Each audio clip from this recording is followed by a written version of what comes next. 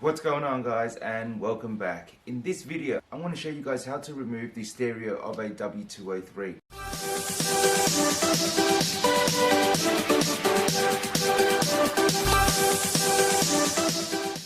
Now in my particular case, the stereo in my W203 has already been upgraded to a double DIN unit.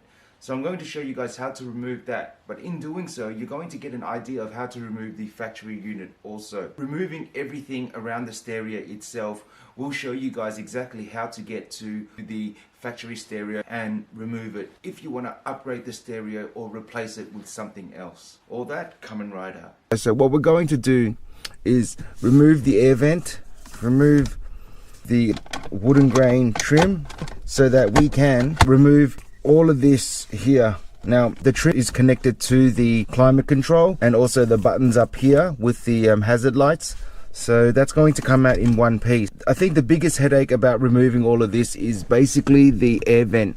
This is the part that a lot of people may struggle with. From there we're going to remove the ashtray, the gear knob, the entire wooden grain trim, and then I'm also going to show you how to remove this little compartment right here and also the bottom of your cup holder. So let's jump into it. There is a certain way to remove this, and what you're going to need is a thin little flathead screwdriver. And you see these prongs in here. There's one at the top and then there's one at the bottom. You need to pry on it, get that clip and push it higher, and see how you get a gap here?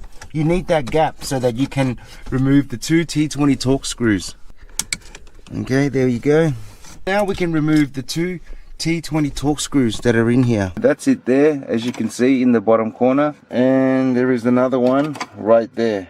They will stay in there, so don't be alarmed about losing it or anything. Now with that out, we need to do the same thing and get this down to the lowest point so that we can get in the top here and pry the clips down. There are clips that hold this in. Okay, so we're going to pry on the clip so we can get it lower. We'll pry on this one here as well, get it lower. Inside here you're going to see clips that hold this up. So what we're going to do is pry down on this one, pull it out a bit. We'll pry on this one as well and pull it out, and get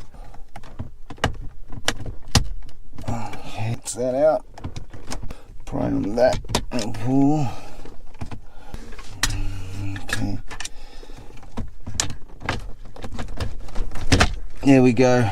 So as you can see here, you have these two clips here that were holding it in, and what I was doing, I was getting this screwdriver in there and I was prying down on it like that. Same for this one here as well. I was getting my tool in and I was prying it down. Do the same for the one on the left as well. Then once you have this removed, all you have is a plug here, and you just pull that out and your air vent has been disconnected. So next, our gear knob. You'll see a securing plastic nut here. You just have to rotate it clockwise and pull it up and it'll come off.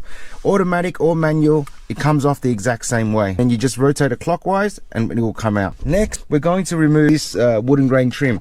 We just pull that straight up and then slide it out.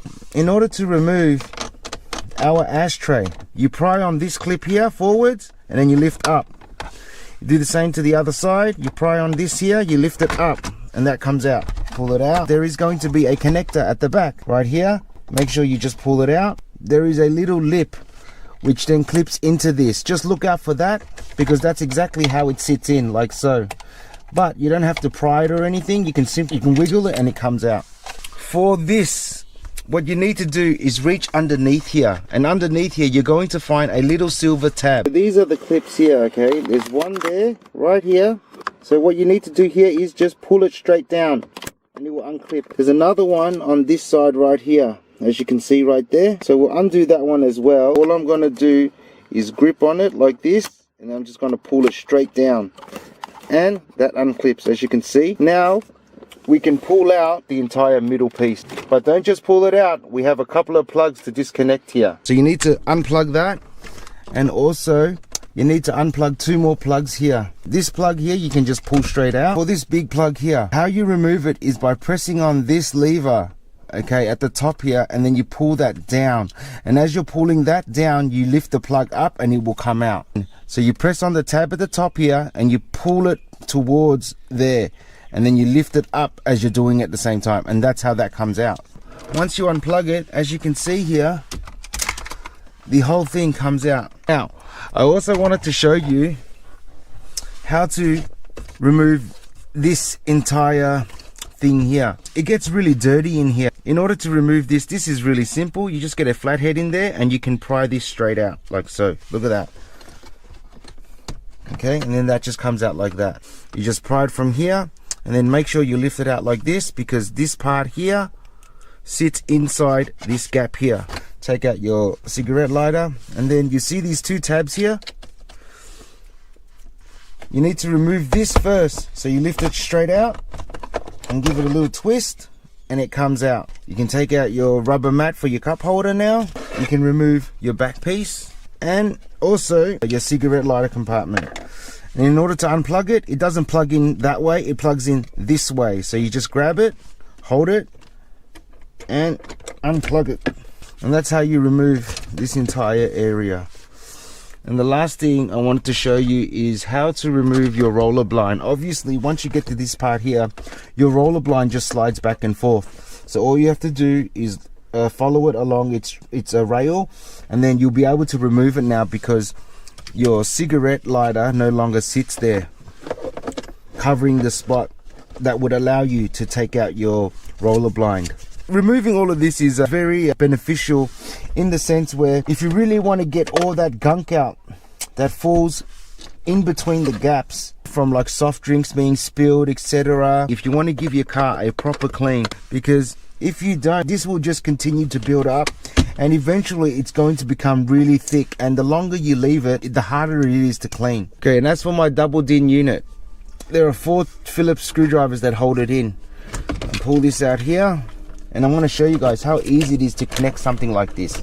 You can do this yourself. You really don't have to get somebody to install it for you. It's really easy to plug it in because it comes plug and play. All you have to worry about is plugging everything together, and you basically just follow the color code. It comes with an adapter that allows you to plug it directly in to the Mercedes-Benz, and then it's a really simple design. It's basically just getting your double DIN unit together and then also installing your fascia, which is this right here. It just sits over it, and that's what allows it to fit perfectly within the Mercedes-Benz unit.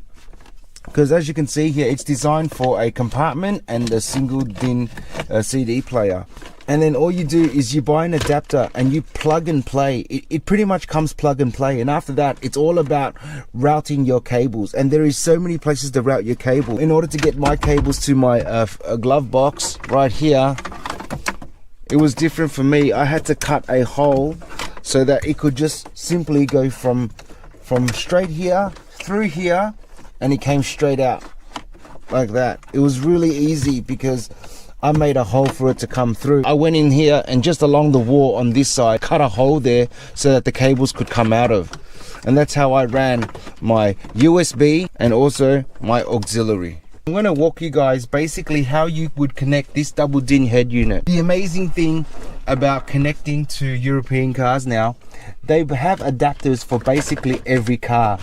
And they even have adapters for your steering wheel controls. Basically, everything you see here has a purpose.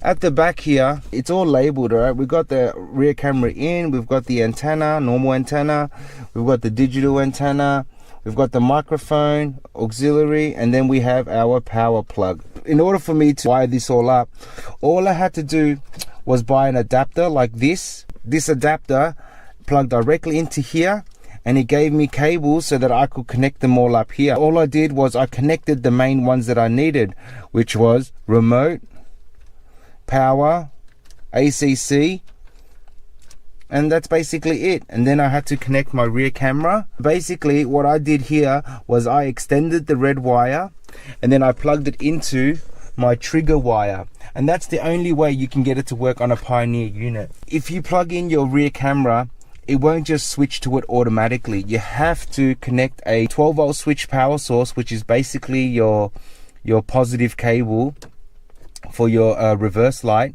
and you need to connect it to your trigger wire from one end at the back. So where my AV cable plugs into the camera at the back, the trigger wire is then extended so that it can also plug into the positive of the reverse light. And then the trigger wire on this side is then simply connected to the trigger wire for the Pioneer head unit, which is the purple with a white stripe. That way, when I engage reverse, it will get a signal from the reverse lamp and tell the head unit to turn it on. That way, as soon as you switch into reverse, the rear camera will then come on. You need to connect the trigger wire in order for it to work. If you don't connect your trigger wire, the Pioneer unit will not know to switch, and the only way for you to then see your reverse camera is to then go into your rear camera, and then it will display then. That defeats the purpose of having a trigger wire. There really isn't much to explain with all the connections. It is pretty much plug and play. This comes as a whole adapter.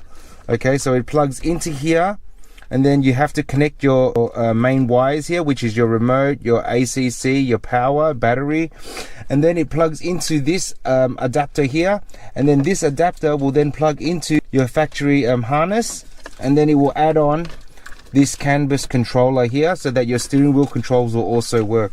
Car audio companies have just made life so much easier for the installation of head units by producing all these harnesses and connectors so that you don't have to worry about, you know, cutting and splicing and soldering. I really do recommend to get adapters like this if you ever want to install a aftermarket head unit. And then it's just a matter of routing all your cables where you want it to go. Alright, so now I'm going to put everything back together and just show you guys how everything goes back together. Tidy it all up here, push that in there. You have to make sure that everything gets tucked in, make sure nothing gets unplugged at the same time.